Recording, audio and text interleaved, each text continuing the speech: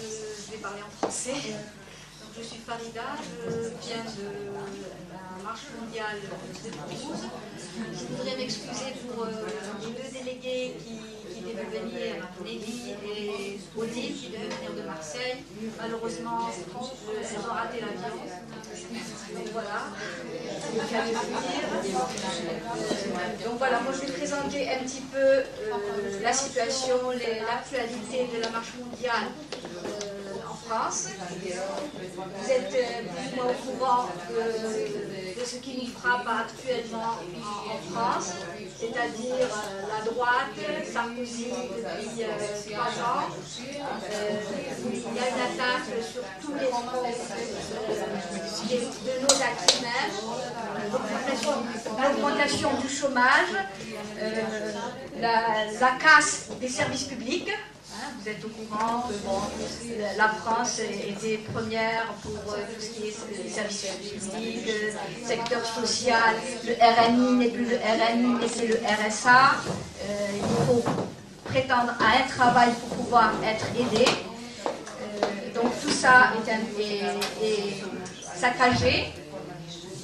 Pour les femmes, c'est encore plus. Toujours, en temps de crise, c'est toujours les femmes qui prennent un peu plus. Elles sont les premières victimes et les attaques et la crise, la précarité. Elles sont dans des emplois précaires, dans l'inégalité salariale. Elles multiplient les boulots précaires à temps partiel et bien sûr le chômage. Donc pour les luttes des droits, la lutte, on est actuellement, la marche mondiale et beaucoup d'organisations féministes essayent de lutter pour l'égalité des droits. Il y a eu un grand travail, par exemple, pour mettre en place ce qu'on appelle la loi cadre contre les violences. Il faut savoir que en France, on pâtit aussi des violences conjugales ou des violences qui viennent des compagnons et les statistiques sont émouvantes sur ce plan-là, puisqu'il y a une femme qui meurt tous les 2 jours en France. C'est très tous les 2 jours. Dans l'année, une femme meurt tous les 2 jours. Donc c'est très grave ce qui arrive. Il y a aussi des reculs sur le problème des IVG, sur les plannings. En France, il y a ce qu'on appelle le planning, où les femmes qui veulent avorter sont reçues gratuitement et conseillées. De plus en plus, on rogne sur ces services et il y a des centres d'IVG qui ferment.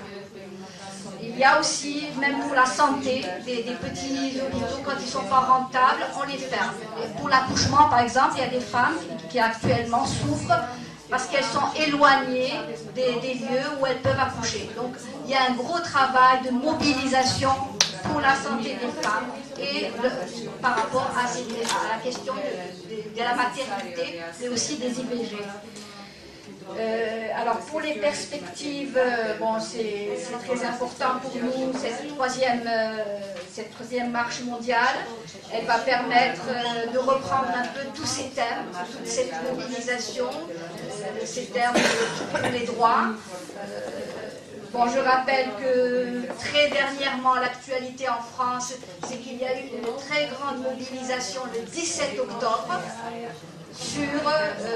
pour mettre en lumière, pour rendre beaucoup plus visible la question des femmes et leurs droits, la visibilité, pour faire... Bon, il y a eu 4 mots d'ordre autour de la liberté, de l'autonomie financière. Il faut cette question aussi d'autonomie des femmes, et notamment des femmes venant de l'immigration, qui restent toujours rattachées au conjoint et qui subissent parfois double violence, parce que quand ça ne marche pas, l'État français parfois les répudie, c'est-à-dire qu'il ne leur accorde plus le droit d'avoir un titre de séjour. On se bat aussi sur cette question. La question de la laïcité aussi nous tient à cœur en tant que féministes. On veut que les religions soient détachées de la vie publique et du politique. Voilà, un peu tout ça. Bon, je rappelle quelques statistiques. pour les femmes, elles perçoivent des salaires inférieurs de 21% à ceux des hommes. Elles représentent 80% des travailleurs pauvres, assurent l'essentiel du travail ménager et de l'éducation des enfants. 85% des emplois à temps partiel sont occupés par des femmes et leurs retraites sont en moyenne inférieures à 600 € par mois. Voilà. Et ce que j'avais dit tout à l'heure, une femme meurt tous les 2 jours et demi sous les coups de son conjoint. Une femme est violée toutes les 10 minutes. Voilà ce qui est de nos actualités et de ce qui se passe. C'est tout ce que j'ai à dire.